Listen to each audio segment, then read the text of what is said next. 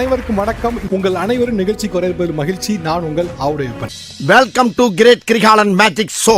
உங்கள் எல்லோருக்கும் என் அன்பார்ந்த முதல் வணக்கம். நம்ம பேச இருக்க தலைப்பு என்ன அப்படின்னா, அண்ணி விசஸ் நாத்தனார். மாமியார் விசஸ் மருமகள் பேசிட்டு இருந்த இடத்துல இப்ப நாத்தனார் வந்து இன்னொரு மாமியாரா மாறிட்டு இருக்காங்களோ அப்படிங்கிற ஒரு கேள்வி வந்துட்டு இருக்கு. எந்தெந்த நேரத்துலலாம் எனக்கு வந்து இவங்க மாமியாரா மட்டுமே கண்ணில் பட்டாங்க, இந்த நேரத்துல பக்காவா தெரியும் சந்திரமுகி மாதிரி மாமியாராவே மாறிட்டா அப்படின்னா எந்த தருணத்தை சொல்லுவீங்க? இவ்வளவு நாளா என் மனசுக்குள்ள இருக்க விஷயத்தை யாருக்கிட்டயாச்சும் சொல்லணும்னு நினைச்சேன். அதுக்கு ஒரு நல்ல வாய்ப்பு கிடைச்சிருக்கு. நான் வந்து பாத்தீங்கன்னா கிறிஸ்டின்னு, என் ஹஸ்பண்ட் ஃபேமிலி இந்து. அதான் பிரச்சனையே. என்ன பிரச்சனை?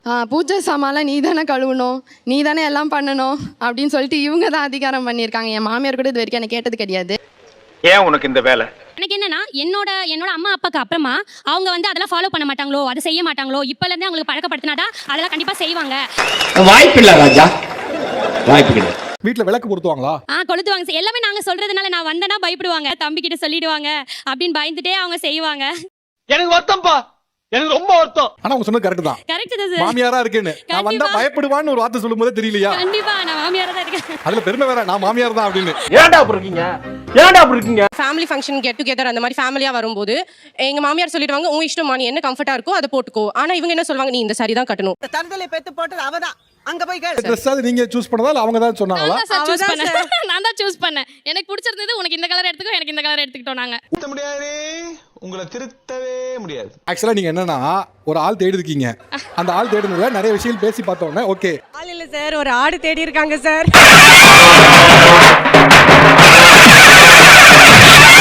பேசி பார்த்தோம் நாங்க ஃபர்ஸ்ட். ஓகே பேசினா ஓகே, ஆடு சிக்கிருச்சு, அவ்வளவுதான் போட்டாச்சு, ஓகே கல்யாணம் பண்ணிடலாம் அண்ணா ஓகேன்ட்டேன் நான். அப்புறம் எங்க வீட்ல ஒரு நோ அப்ஜெக்ஷன்ஸ். அதாரித்தனம் பண்ணாலும் நாசுக்கா பண்ணணும்டா. ரொம்ப ரொம்ப டாமினேட் பண்ணுவாங்க சார். இப்போ நான் ஏதாவது பேசும்போது நீ பேசக்கூடாது, நாங்க தானே பேசுறோம், நீ ஏன் பேசுற, என் கருத்தை வந்து அவங்க வந்து முன் வைக்க விட மாட்டாங்க. மோத்தா உன்னை பெத்தாலா இல்ல யானைகளை கக்குச்சாடா? எங்க ஃபேமிலியில நடக்கிற விஷயத்துக்கெல்லாம் வந்து அவங்க பஞ்சாயத்து தலைவரா நிப்பாங்க சார். அவங்க ஃபேமிலியை பத்தி பேசும்போது நாங்க அதுல இன்டர்ஃபியர் ஆகக்கூடாது. உனக்கு வந்தா ரத்தம், எனக்கு வந்தா தக்காளி சட்னா. இப்போ இந்த மாதிரி முடிவெடுக்க சமாச்சாரங்களோ இல்ல மற்ற விஷயங்களையோ உங்களோட பங்கு எதுவுமே கூட தள்ளி நில்லு அப்படின்னு சொல்லும் போது உங்களுக்கு எப்படி இருக்கும்? அதை வேற ஞாபகப்படுத்திட்டீங்க. நெஞ்சமெல்லாம் பொண்ணா இருக்கு தம்பி, மறக்க முடியல. என் வீட்லயே என்னால பேச முடியல, என் வீட்ல என்னால ஃப்ரீடமா இருக்க முடியல அப்படின்ற மாதிரி ஒரு ஃபீலிங் இருக்கும் சார். அவங்களோட வாழ்க்கையில அவங்க இல்ல, நீங்க தான் இருக்கீங்க. அததான் அவங்க மாத்தி மாத்தி சொல்றாங்க. இந்த பிரபஞ்சத்துல உங்க மத்தியில இந்த உசுரை காப்பாத்துறது ரொம்ப சிரமம் சார். ஆக்சுவலி பாத்தீங்கன்னா மாமியார் கூட நாத்தனாரை கம்பேர் பண்ண வேணாம். ஏன்னா மாமியார் ரொம்ப பெட்டர், மாமியார் அம்மா மாதிரி இருக்காங்க. நாத்தனார் தான் இப்போ அதுக்கு ஆப்போசிட்டா இருக்காங்க, டபுள் மாமியாரா இருக்காங்க. ஏண்டா டேய், எனக்குன்னே வருவீங்களாடா? ஏன்ட்ட சரசம் பண்றக்கே ஓட்டாப்பே உங்களை பெற்றுறாங்களா? சார் ஓப்பனா சொல்லணும்னா என்ன ரீசன்னா, அவங்க செஞ்சிட்டு உங்க இடத்துக்கு அவங்க வந்துட கூடாது. அதேதான் கர்மம். ஏன்னா எங்க அம்மாக்கு அவங்க ரொம்ப க்ளோஸ் ஆயிட்டாங்கன்னா அப்ப எனக்கு அங்க எந்த ஒரு இம்பார்ட்டன்ட்டுமே இருக்காதுல்ல. அதனால நான் ஏன் அவங்கள செய்ய விடணும்? நானே பாத்தீங்களா சார், இதுல இருந்து தெரியுதுங்களா வன்மம்? இன்கேஸ் உங்களுக்கு ஏத்த மாதிரியான ஆள் இவங்க இல்லாம இருந்து உங்க அண்ணன் லவ் பண்ணி தானே என்ன பண்ணிருப்பீங்க? கட் பண்ணி விட்டுட்டு இருப்பேன் சார். இருக்கிற ஒரே பிரச்சனை என்னன்னா, மாசத்துல 30 நாள் இருக்கா சார், 28 நாள் எங்க வீட்ல தான் சார் இருப்பா. அவ வீட்ல எத்தனை நாள் இருப்பான்னு கேளுங்க சார். என்ன பீலிங்கா இல்ல பீலிங்கான்னு கேக்குறேன். எனக்கு தான் பீலிங்கி போடா. 15 நாள் இருப்பா சார், 16ஆம் நாள் தான் போவா. அந்த 16ஆம் நாள் போறதுக்கு எங்க மாமியார் ஒரு சீன் ஒன்று கிரியேட் பண்ணுவாங்க. ஐயோ பிரியா போறாளே, மனசெல்லாம் கஷ்டமா இருக்கு. பூமி மேலே ஒப்பளே. எங்க மாமியார் நல்லா இருப்பாங்க சார். என்னைக்கு இவ வராலோ அந்த 2 நாள் மூஞ்சி எங்கேயோ தூக்கி வச்சுன்னு இருப்பாங்க. எதுக்கு இவங்க தூக்கி வச்சுன்னு இருக்காங்கன்னு எனக்கு தெரியாது சார். ஏமா இப்படி தப்பு பண்றீங்களா? நான் வந்து நான்வெஜ் அவ்வளவா சாப்பிட மாட்டேன். எங்க வீட்ல என்ன ஃபோர்ஸும் பண்ணது கிடையாது. எங்க தம்பி நல்லா சாப்பிடுவான், நாங்க சாப்பிடவே மாட்டேன். ஆனா இங்க வந்து நான் சாப்பிட்டே ஆகணும்னு என்ன ஃபோர்ஸ் பண்ணுவாங்க. உடம்பு நல்லதுடா, சாப்பிடுறா. வாந்தி எடுத்துரும். அப்ப ஆத்து எடுத்துறல சாப்பிடு. ஆகட்றா. என்னங்க இது? அவங்களுக்கு பிடிக்கலங்கறாங்க சார். நாங்க வாரத்துல 4 நாள் 5 நாள் கறி சாப்பிட்ட பரம்பரை. சரிங்க. பெரிய சோழர் பரம்பரை. முதல்ல கறி சாப்பிடுவீங்களா? இல்ல. இன்கேஸ் நீங்க போற வீட்ல முதல்ல கறி கொடுத்து சாப்பிட்டா குறுக்கு நல்லா இருக்கும் அப்படின்னு நினைச்சுவீங்க? சாம்பார் அப்ப எனக்கு வாரம் சாப்பிட முடியாது. அப்போ உங்க தட்டுல என்ன இருக்குன்னு நீங்க தான் முடிவு பண்றீங்க. அப்ப அவங்க தட்டுல என்ன இருக்குன்னு யார் முடிவு பண்ணணும்? உனக்கு வந்தா ரத்தம், எனக்கு வந்தா தக்காளி சட்னா. இப்போ கல்யாணம் ஆகி 7 வருஷம் ஆகுது அவங்களுக்கு. கல்யாணம் ஆகி 7 வருஷத்துல ஒரு 4வது வருஷம் தான் அவங்க சுயரவமே நான் பார்த்தேன் சார். இது ஆக்சன் மேடம். ஒரு டைம் நல்லா ட்ரிங்க்ஸ் பண்ணிட்டு எங்கள் அண்ணன் வந்து கத்திக்கிட்டு அமக்கலம் பண்ணிட்டு கதவுலாம் தள்ளிட்டு இருந்தா. நாங்கள் கத்தி பார்த்தோம், முடியல எங்களால்.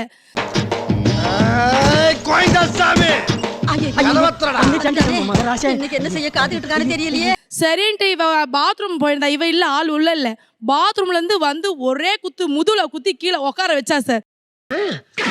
பாக்குறதுக்கு அமைதியா நல்ல பொண்ணு மாதிரி நின்னாங்க. அவங்க பேசுறதுக்கு ஈடு கொடுக்கவே முடியல. பதிலுக்கு பதில் ஏதாவது பேசிக்கிட்டே இருக்காங்க. ஏதாவது கோவம்னா கண்ணாலே பார்த்து எரிச்சிருவாங்க. கண்ணாலே பார்த்து எரிச்சிருவாங்களா? ஆமா, அவங்க பார்வையிலேயே எரிச்சிருவாங்க. ஆளை பார்த்தா டம்மி பீஸா இருக்க, பயங்கரமான ஆளா இருக்கேடா. நம்ம பார்க்குற அந்த பார்வையில தான் நம்ம இவங்களை கண்ட்ரோல் பண்ண முடியும். இவங்க நம்மளை கண்ட்ரோல் பண்றதுக்கு முன்னாடி நாம அவங்கள கண்ட்ரோல் பண்ணிடணும். அவ்வளவுக்கு கிரைண்டரா கிரைண்ட். அதே மாதிரி தான் சார் ஒரு பிரைவசின்ற விஷயத்துலயும் இருக்காது. நானும் என் ஹஸ்பண்ட் வந்து எங்கேயாச்சும் வெளியே போறோம்னா நானும் வரேன், நீ நாங்க 2 பேரும் தனியா பைக்ல போறோம்னு ஆசைப்படுவோம். இவன் நடுவுல வருவான்.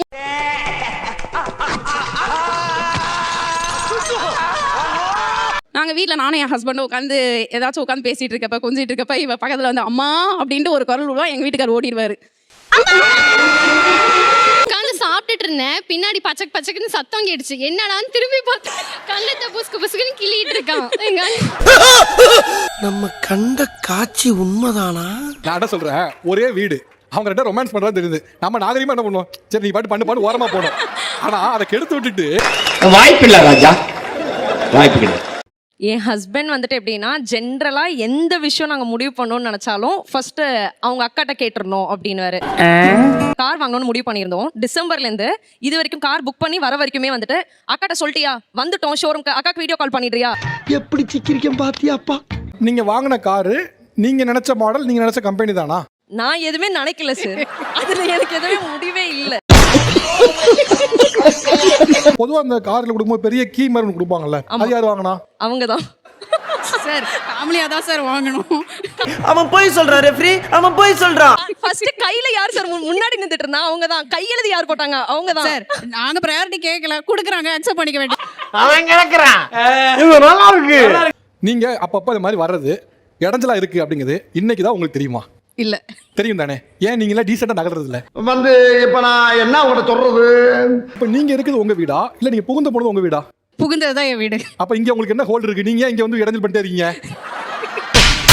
நீ கேட்ட ஒவ்வொரு கேள்வி என்ன செருப்பால் அடிச்ச மாதிரி இருக்கு. அண்ணின்னு ஒரு கேரக்டர் வந்த பின்னால ஆளே மாறிட்டாப்ல, இவர்தான் என்னோட அண்ணனா, இவர்தான் என்னோட தம்பியான்னு எனக்கே அடையாளம் தெரியற அளவுக்கு மாறிட்டான்னு சொல்லக்கூடிய விஷயம் என்ன? சொல்றேன், மக்களுக்காக சொல்றேன். என்னோட தம்பி வந்து கல்யாணத்துக்கு முன்னாடி எங்க அம்மா பார்த்து எல்லாம் சமைச்சு கொடுப்பாங்க. வீட்டுல ஒரு வேலை செய்ய மாட்டான். ஒரு தண்ணி கேன் கூட தூக்கி எடுத்து போட்டதில்ல. இவனை கொன்னுடலாமா? ஆனா இப்ப கல்யாணம் ஆகி போனா எனக்கு தெரியல, சாமான் தேய்க்கிறதுல இருந்து வீடு பெருக்கிறதுல இருந்து காஃபி போடுறதுல இருந்து எப்படிதான் கத்துக்கினான்னு தெரியல, எல்லா வேலையும் அவன் தான் பண்றான். எனக்கு வருத்தம்ப்பா, எனக்கு ரொம்ப வருத்தம். கத்துக்கிட்டாங்களா இல்ல கத்துக்கிட்டாங்களா? இல்ல சார், அவரா தான் சார் கத்துக்கிட்டார். நானே எதுவும் சொல்லல சார். அது எப்படிங்க? ஏன்னா அவரோட வந்து பாக்குறாரு சார், அக்கா மாமா வந்து அப்படிதான் இருக்காங்க, சோ நம்மளும் மேரேஜ்க்கு அப்புறம் அப்படிதான் ஆயிடணும். ஆனா எப்படி பால் போடுறது பாருங்க. ஓ, நீ அப்படி வரியா? நீங்க உங்க கணவர் அப்பலாம் ட்ரீட் பண்றீங்க, நான் என் கணவரை ட்ரீட் பண்ணா என்ன? சார் என்னோட ஹஸ்பண்ட் வந்து அவங்க வீட்லயும் அப்படிதான் இருந்தாங்க சார், கல்யாணம் ஆகி அப்படிதான் இருந்தாங்க. என் தம்பி அப்படி இல்லையே. என்ன பங்கு மாட்டிக்கிட்ட பங்கு. சார் எங்க அண்ணா வந்து எப்படி நல்லா எந்த வேலையெல்லாம் செய்ய மாட்டா. இப்ப கிச்சன் போய் சமைக்கிறான். எங்க அம்மா சமைச்சாலே நல்லாவே இல்ல, பொண்டாட்டி சமைச்சா சூப்பரா இருக்குன்றான் சார். சார் இப்போ நாங்க அவங்கள நம்பி தான் சார் அவங்க வீட்டுக்கே வரோம் கல்யாணம் பண்ணிட்டு. எங்களை அவங்க தான் சார் பாத்துக்கணும். அவங்க அதை பாத்துக்கிறதுல என்ன சார் தப்பு இருக்கு சொல்லுங்க? நிச்சயமா தப்பே கிடையாது. எங்க அப்பா அப்பவே சொன்னா, மகனே உனக்கு ஆழமான எதிர்காலம் இருக்குடான்னு. ஆனா இப்படி ஆழமா இருக்கும்னு நான் எதிர்பார்க்கவே இல்லை. கல்யாணம் ஆனதுல இருந்து ஃபோன் பண்ணுவேன், பிரியா என்ன சமையல் செஞ்ச பிரியான்னு. நான் தான் உமா பேசுறேன், பிரியாணி செஞ்சேன் அப்படின்னுவான். வீட்டுல ஒரு சொம்ப கூட இப்படி நவுத்தி வைக்க மாட்டான். இப்ப கல்யாணம் ஆனதுக்கு அப்புறம் சமையல் மீன் குழம்பு வைக்கிறான், பிரியாணி செய்யறான். அவ எந்த விஷயத்தையும் எங்க அண்ணன் இப்படி எல்லாம் செய்ய வச்சான்றதா எங்களுக்கு தெரியல சார். அதெல்லாம் ஒரு தொழில் ரகசியம் ஐயாச்சாமி. நீங்க சந்தோஷப்படணும். எங்க வீட்டுல ஒரு வேலையும் செய்யாம அவர் பாட்டுக்கு ஜாலியா சுத்திட்டு தத்தி பார் இருந்த அண்ணன் அங்க கல்யாணம் பண்ணதும் அவன் அந்த பொண்ணோட பாசம் அவரை மாத்திருச்சுன்னு நம்ம சந்தோஷப்படுறதை விட்டுட்டு உச்சா துணி துவைக்கிறாரு, கச்சா துணி துவைக்கிறாரு. அம்மா உங்களுக்காக அம்மா ரத்தம் சிந்திருப்பாங்க, அவங்களுக்கும் செய்யல. உங்க கூட பிறந்த பாதி உடன்பிறப்பு நானு, எனக்கும் நீ செய்யல. இப்ப வந்தவங்களுக்கு எப்படி செய்யற, ஏன் செய்யற, எதுக்கு செய்யற? என்ன மாயமோ மந்திரமோ தெரியல. ரொம்ப சந்தோஷம், எங்க அண்ணனை மாத்துறதுக்கு ரொம்ப சந்தோஷம். அப்படியே மனசுல பல்ல கடிச்சிட்டு சொல்ற மாதிரி இருக்கு. அப்படி சொல்லக்கூடாது.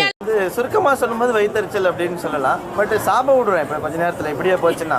உங்களுடைய கணவர் வந்து உங்களுக்கு எல்லா பணிவிடையும் செய்யணும். வீடு தூக்கணும், தண்ணி கேன் எடுத்து போடணும், தண்ணி ஊத்தி கொடுக்கணும், உங்களுக்கு எல்லாம் ஹெல்ப் பண்ணணும். ஆனால் உங்க அண்ணனோ தம்பியோ அவங்க ஒய்ஃபுக்கு எதையுமே பண்ணிடக்கூடாது. பயப்பிடிச்சிட்டான். இப்போ இவங்க ஃபீல் பண்ண மாதிரி இவங்க நாத்தனார் இங்க ஃபீல் பண்ணாங்கன்னு வச்சுக்கோங்க, அப்ப என்ன ஆகும்?